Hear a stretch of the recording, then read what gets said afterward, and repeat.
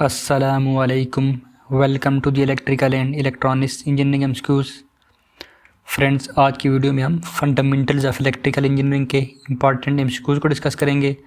तो किसी भी एग्ज़ाम पॉइंट ऑफ व्यू से इंतहाई इंपॉर्टेंट क्वेश्चन हैं। कई एग्ज़ाम में ये क्वेश्चन रिपीट हो चुके हैं। 20 most important fundamentals of electrical engineering के एमसीक्यूज़ हैं।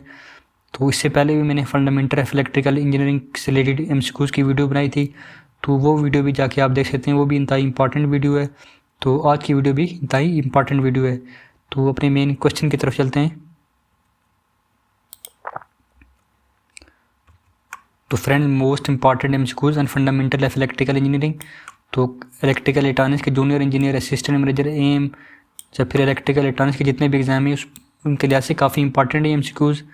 तो आज का फर्स्ट क्वेश्चन है क्वेश्चन नंबर 1। तो इस तरह के क्वेश्चन एग्जाम में आ जाते हैं, एफपीएससी के एग्ज़ाम में या फिर एटॉमिक एनर्जी के जूनियर इंजीनियर के डिफरेंट जो एग्जाम्स हैं इलेक्ट्रिकल के, उसमें भी आ जाते हैं। What will be the value of the resistor value corresponding to the colour code. तो हमें कलर कोड ये गिवन है ब्राउन, ब्लैक और रेड। तो हमने इसको फाइंड करना है। तो इससे पहले इसको फाइंड करने के लिए आपको टेबल का पता होना चाहिए।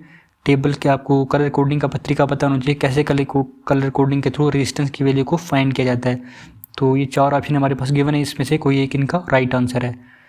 तो इसमें हमारे पास जो कलर है ब्राउन, ब्लैक और रेड। तो हमारे पास जिसमें आपने याद रखना है गाइस, जो फर्स्ट कलर है ये हमारे पास फर्स्ट डिजिट को रिप्रेजेंट करता है। हमारे पास जो फर्स्ट पेन होता है फर्स्ट डिजिट को रिप्रेजेंट करता है। सेकंड जो कलर है वो हमारे पास सेकंड डिजिट को रिप्रेजेंट करेगा। थर्ड हमारे पास जो है वो थर्ड डिजिट अगर है तो उसको रिप्रेजेंट करेगा। Otherwise number of multiplier, number of the जो मल्टीप्लायर्स हैं उसको रिप्रेजेंट करेगा। तो ये टेबल आपके सामने आप देख सकते हैं। एक 6 बैंड हमारे पास ये दिया गया, रजिस्टर दिया गया है। तो जो हमारे पास जो लास्ट बैंड होता है हमारे पास जो, वो हमारे पास टॉलरेंस को रिप्रेजेंट करता है, या फिर सिल्वर है या गोल्ड है, या फिर उसमें कोई गिवन नहीं होता कि कौन सा बैंड है। तो डिफ़ॉल्ट हम +-20 उसमें टॉलरेंस इंटर करते हैं। तो अब मैं आपको गाइस का फाइंड करके बताता हूँ कि कैसे फाइंड करेंगे। तो फर्स्ट मैंने आपको बताया, टेबल को भी आपके सामने रख लेते हैं। ये टेबल आपके सामने है कलर कोडिंग का। और ये आप देख सकते हैं हमारे पास जो कलर है 0, 1, 2, 3, 4, 5। तो ये है शून्य इशारे चलते जा रहे हैं। तो ये 9 तक इनके तकरीबन ये वैल्यू आ रही है, इन डिजिट की वैल्यू 9 तक ये आ रही है। आप देख सकते हैं जो फर्स्ट हमारे पास जो कलर है वो ब्राउन है। ब्राउन जो फर्स्ट डिजिट को रिप्रेजेंट करेगा। तो हमारे पास जो रेजिस्टेंस की जो वैल्यू फर्स्ट कलर है वो ब्राउन है। तो ब्राउन का यहाँ भी देख लेंगे, ये ब्राउन जो है हमारे पास ये यहाँ पर ये देख सकते हैं 1 यहाँ पर आ रहा है ब्राउन का।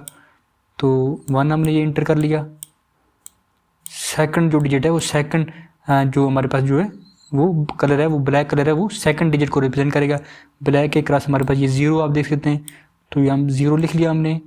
जो थर्ड डिजिट है हमारे पास जो है वो रेड है। रेड के बाद हमारे पास कोई भी कलर गिवन नहीं है। तो रेड जो है थर्ड हमारे पास जो नंबर मल्टीप्लायर। तो नंबर हम मल्टीप्लायर देख सकते हैं। रेड हमारे पास ये आ रहे हैं, रेड हमारे पास जो ये। तो इसका मतलब है ये 2 है हमारे पास। तो 2 0 हम यहाँ पर लगाएंगे। तो इसका मतलब है ये 0 0। तो ये हमारे पास ये 1000 बन गया है, means 1 kilo ohm, 1 kilo ohm हमारे पास ये बन गया है। 1000 ये 1 किलो ओम हमारे पास ये इसकी वैल्यू है। और फोर्थ नंबर पे हमें यहाँ पर कोई डिजिट गिवन नहीं है कि या फिर सिल्वर है या गोल्ड है, इसका हमें गिवन नहीं है। तो बाय डिफ़ॉल्ट हम अगर कोई भी हमें कलर यहाँ पर वो गिवन नहीं है सिल्वर या गोल्ड का, तो बाय डिफ़ॉल्ट हम +- यहाँ पर 20 इंटर कर देंगे बाय डिफ़ॉल्ट +-20। तो 1 के +-20। ऑप्शन नंबर बी इसका करेक्ट चॉइस है। तो ये कलर कोडिंग का तरीका है गाइस, इस तरह आपने कलर कोडिंग को फाइंड करना है। तो काफ़ी इजी है ये। ऑप्शन बी इस क्वेश्चन का राइट आंसर है। तो इस तरह का क्वेश्चन जो एफपीएससी के एग्ज़ाम में आ जाता है। तो नेक्स्ट क्वेश्चन को देख लेते हैं। इसमें गाइस इंपॉर्टेंट चीज़ मैं आपको बता देता हूँ। अगर गोल्ड या सिल्वर अगर हमारा जो लास्ट में गोल्ड कलर आ रहा है तो +-5 हम इसको टॉलरेंस इस्तेमाल करेंगे। अगर सिल्वर आ रहा है तो +-10। तो अगर इनमें से कोई भी नहीं आ रहा तो डिफ़ॉल्ट +-20 को इस्तेमाल किया जाएगा, जिस तरह इस क्वेश्चन में मैंने यूज़ किया है। तो ऑप्शन बी इस क्वेश्चन का राइट आंसर है। क्वेश्चन नंबर 2 को देख लेते हैं। क्वेश्चन नंबर 2, तो ये क्वेश्चन भी कई मरतबा इस तरह जूनियर इंजीनियर के एग्जाम में आ चुका है। The resistance of the human body तो is around, option number D correct choice है 1000 ओम। 1000 ओम के अराउंड ही इसकी रेजिस्टेंस होती है ह्यूमन बॉडी की। क्वेश्चन नंबर 3, तो क्वेश्चन नंबर 3 भी काफ़ी इंपॉर्टेंट क्वेश्चन है गाइस। ये तमाम क्वेश्चन इंतहाई इंपॉर्टेंट क्वेश्चन है एग्जाम पॉइंट ऑफ व्यू से। तो the power factor of purely resistive load, तो प्योरली रेजिस्टिव लोड की बात कर रहा है वो, जिसमें हमारे पास सिर्फ रजिस्टर है। जब एसी को रजिस्टर से पास करेंगे एसी को, तो हमारे पास जो करंट इन फोर्स दोनों एज ए सेम डायरेक्शन में, करंट भी हमारे पास सेम डायरेक्शन पे जा रहा होगा, जो वोल्ट भी दोनों के एंगल जो होगा, दोनों केस में एंगल वो हमारे पास थीटा जो होगा वो जीरो के इक्वल होगा। तो पावर फैक्टर हमारे पास किसके इक्वल होता है, cos फाई अगर जीरो कर देंगे यहाँ पर, cos ऑफ जीरो डिग्री, क्योंकि दोनों के एंगल सेम है, 0 डिग्री है, सेम डायरेक्शन है, तो हमारे पास cos 0 1 के इक्वल आ जाएगा। तो प्योर रेजिस्टिव लोड के केस में हमारे पास करंट और जो वोल्टेज होते हैं उनकी डायरेक्शन सेम होती है, कोई भी लीड लैग नहीं करता। तो ऑप्शन नंबर बी जो पावर फैक्टर हमारे पास यूनिटी के इक्वल हो जाएगा। Option B is a correct choice. तो बाकी आप ये वैल्यूज भी देख लेते हैं। बाकी जो हमारे पास इंडक्टिव कैपेसिटी जो बाकी लोड्स हैं उन पर कौन लीड करता है कौन लैग करता है, तो हमारे पास जो रेजिस्टिव लोड है पावर फैक्टर यूनिटी के इक्वल होता है, और हमारे पास जो करंट एंड वोल्टेज दोनों हमारे पास इनमें से कोई भी लीड लैग नहीं करता, इन फेस होते हैं, ये दोनों इन फेस हैं हमारे पास। तो ये इंडक्टिव लोड है, ये कैपेसिटिव लोड का पावर फैक्टर है। तो इसी इंडक्टिव के अंदर हमारे पास वोल्टेज लीड कर रही है और कैपेसिटिव के अंदर हमारे पास ये करंट लीड कर रहा है। क्वेश्चन नंबर 4 इंतहा ईजी क्वेश्चन है। The 4 10 ohm resistors are connected in series, total resistance are 4 10 ohm resistors are connected in series. तो डायरेक्ट टोटल रजिस्टेंस कैसे फाइंड होगी, R T is equal to N into R, जो हमारे पास are की value है, तो N की value हमारे पास 4 रजिस्टर हैं और 10 ओम के हैं, तो हमारे पास टोटल आर टी जो आ जाएगी वो 40 ओम, 40 रजिस्टेंस की वैल्यू आ जाएगी। Option D is correct choice. तो question number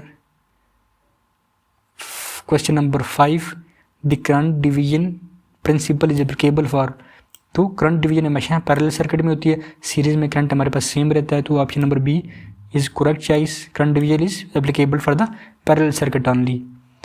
question number 6 number question है mesh analysis is use to find the current voltage both and B. तो मैश एनालिसिस को हम करंट्स को फाइंड करने के यूज़ करते हैं, और नोडल एनालिसिस जो हम वोल्टेजेस को फाइंड करते हैं, नोडल वोल्टेजेस हम फाइंड करते हैं डिफरेंट नोड्स के ऊपर। तो जो मैश एनालिसिस है किसे हम करंट को फाइंड करते हैं। नेक्स्ट क्वेश्चन है विच of the following is a active device. तो हमारे पास ये डिवाइस देगी, इसमें से कौन सी डिवाइस है, तो इसमें हमारे पास इंडक्टर कैपेसिटर और रजिस्टर ये हमारे पास पैसिव डिवाइसेज हैं, पैसिव डिवाइसेज हैं। तो जो एक्टिव होता है उसके लिए हमें एक्सटर्नल सोर्स चाहिए होता है डिवाइस के लिए। तो SCR सिलिकॉन कंट्रोल रेक्टिफायर या फिर FET ट्रांजिस्टर जो हैं, ट्रांजिस्टर वगैरह डायोड, ये सारे हमारे पास एक्टिव डिवाइसेज हैं। तो option A is a correct choice. Question number 8 number question है friends, the rating of capacitor use in power factor improvement के लिए हम उसको KVR में उसकी रेटिंग करते हैं। The rating of capacitor use for power factor improvement is KVAR। Option number C is correct choice. Question number 9 which capacitor is use in integrated circuits. तो integrated circuits में किस कैपेसिटर का इस्तेमाल किया जाता है, तो उसमें सिरामिक कैपेसिटर काफ़ी इस्तेमाल होता है इस कैपेसिटर, तो सिरामिक कैपेसिटर को इंटीग्रेटेड सर्किट्स में इस्तेमाल किया जाता है। क्वेश्चन नंबर 10 है हमारे पास friends, the electric current in metallic conductor. तो सिंपल मेटालिक कंडक्टर में हमारे पास तो इलेक्ट्रिक करंट जो है वो इलेक्ट्रॉन के फ्लो की वजह से होता है, to the electrons only. Option B is correct choice. Question number 11 under the condition है maximum power efficiency, maximum power की कंडीशन है मैक्सिमम पावर ट्रांसफर थ्योरम, तब मैक्सिमम पावर जब ट्रांसफर हमारी ये होती है resistance of load will be is equal to resistance of source. तो हमारे पास option A 100%, B 70, option number C 60 और ऑप्शन नंबर डी 50। तो ये आप देख सकते हैं इसकी एक्सप्लेनेशन गिवन है। तो maximum efficiency will be equal to power output divide by power input multiply by 100, power is equal to I² RL। तो अंडर मैक्सिमम कंडीशन में RL is equal to load resistance will be equal to source resistance.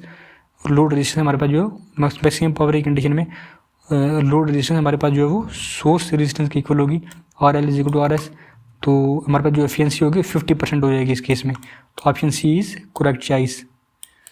तो ये इसका solution है friend. Question number 11 को देख लेते हैं, कैलकुलेट द करंट ए। इंतहा ईजी क्वेश्चन है। तो यहाँ से 5 ओम आ रहा है, इधर से 10 आ रहा है, प्लस 10 तो हमारे पास ये 15 ओम हमारे पास जो करंट। तो यहाँ से ये करंट इन हो रहा है और 15 हमारे पास यहाँ से आउट हो जाएगा। तो total option number C is correct choice. Question number 13 को देख लेते हैं। Which of the following is known as a dual of Thevenin theorem. Thevenin theorem में हमारे पास एक थेवेनिन वोल्टेज सोर्स और थेवेनिन हमें यहाँ पर मिल जाते हैं। ये हमारे पास वी थेवेनिन, ये हमारे पास और थेवेनिन। तो हमारे पास इस सीरीज सर्किट हमें एक सर्किट मिल जाता है थेवेनिन का टोटल ओवरऑल सर्किट जो मिलता है हमें ये। तो इसका कन्वर्स जो है वो Norton theorem current source in parallel with the parallel register. Current source हमें होता है यहाँ पर और थेवेनिन ये आ जाती है हमारे पास, और यहाँ पर वी थेवेनिन वी नॉर्टन और नॉर्टन ये बेसिकली है। तो इस converse of the Norton theorem option A is the correct choice. Question number 14 को देख लेते हैं।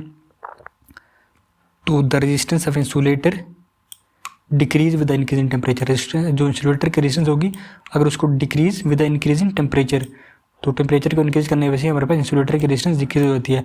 इसी तरह जो है हमारे पास कंडक्टर है उसमें टेम्परेचर को इंक्रीज करने से हमारे पास रेजिस्टेंस इंक्रीज हो जाती है इन केस ऑफ कंडक्टर्स।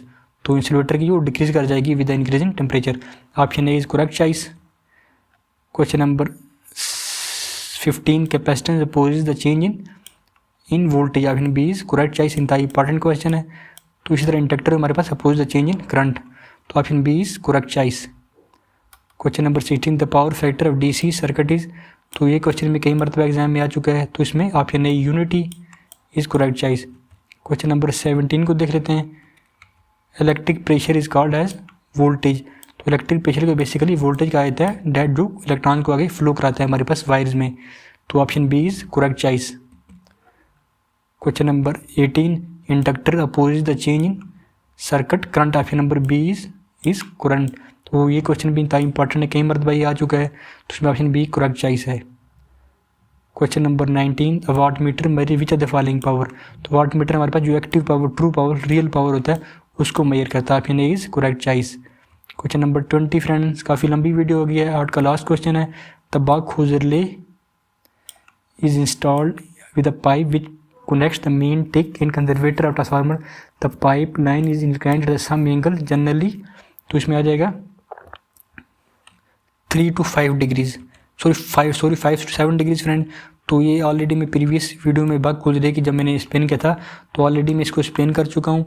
तो ये आपके सामने बग खोज रहे को फिट किया गया स्पेसिफिक एंगल पे। ये ट्रांसफार्मर का मेन टैंक है, ये हमारे पास कंजर्वेटर टैंक है। तो यहाँ से इसका जो एंगल बनता है स्पेसिफिक एंगल पे उसे यहाँ पर लगाया गया था, वो 5 to 7 डिग्रीज है।